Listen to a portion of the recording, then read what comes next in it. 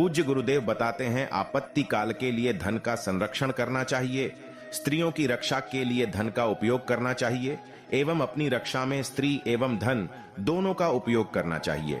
कुल की रक्षा के लिए एक व्यक्ति का, ग्राम की रक्षा के लिए कुल का, जनपद के हित के लिए ग्राम का और अपने वास्तविक कल्याण के लिए पृथ्वी का भी परित्याग कर देना चाहिए।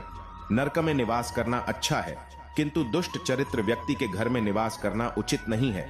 नरकवास के कारण पाप विनष्ट हो जाता है, किंतु दुष्चरित्र व्यक्ति के घर में निवास करने से पाप की निवृत्ति नहीं होती।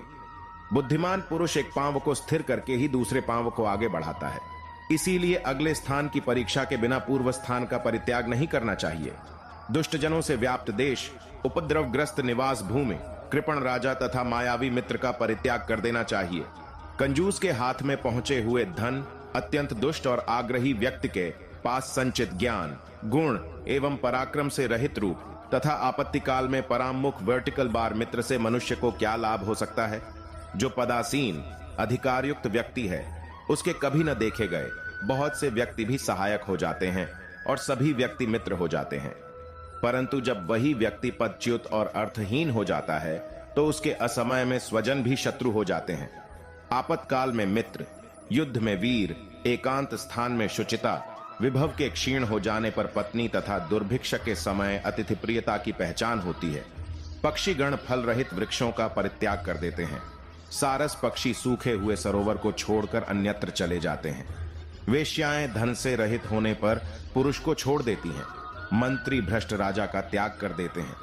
भौरे बासी पुष्प को त्याग कर नव विकसित कुसुम पर चले जाते हैं और मृग जले हुए वन का परित्याग कर अन्यत्र आश्रय लेते हैं। इस प्रकार यह स्पष्ट है कि स्वार्थवश ही सभी प्राणी एक दूसरे से प्रेम करते हैं। वास्तव में कौन किसका प्रिय है? अर्थ प्रदान के द्वारा लोभी मनुष्य को, करबद्ध प्रणाम निवेदन से उदार चेता व्यक्ति को, प्रशंसा करने से मूर्ख व्यक्ति को और तात्विक चर्चा से विद्वान पुरुष को संतुष्ट किया जा सकता है। सद्भाव रखने से देवगण, सज्जन वृंद एवं द्विजाति संतुष्ट होते हैं।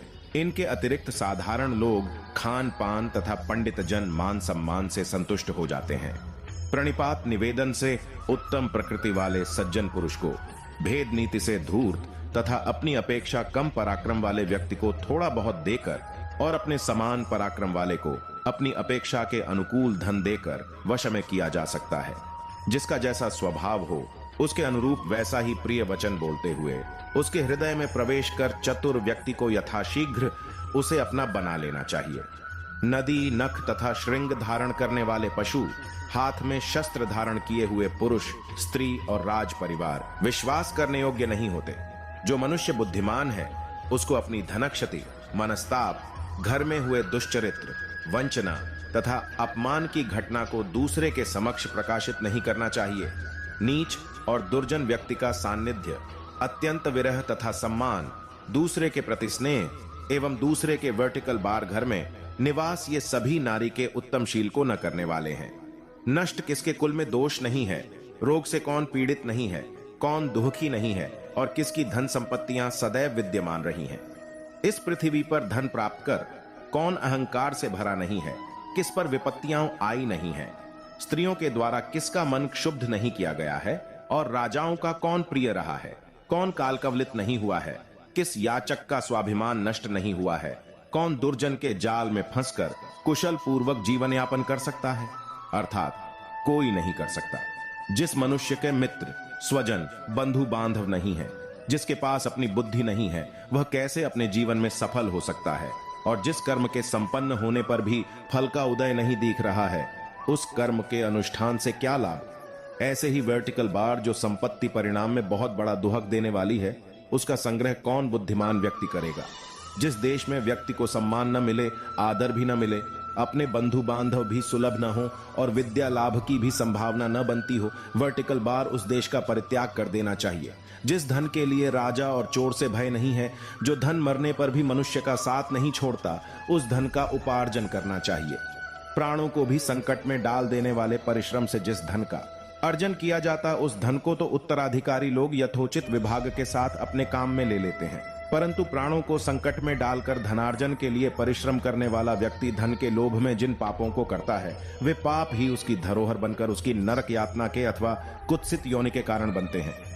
तो आज के लिए इतना ही। हमें जीवन में किस तरह के व्यक्ति से संबंध रखने चाहिए, जीवन में अगर हमारा कोई मित्र भी है तो हमें उसकी वास्तविकता से परिचित होना चाहिए। जीवन में मित्र सखा हमारे जीवन की दुर्लभ धरोहर है। शास्त्र और मानव धर्म हमें यह कभी नहीं सिखाते हैं कि हमें मित्र नहीं रखना चाहिए, परंतु अच्छे इंसान होने के साथ साथ हमें अपने आप से और मानव धर्म से भी परिचित होना हमारा पहला कर्तव्य है। अब इजाजत दे आपके इस मित्र को। तब तक के लिए जय श्री कृष्ण।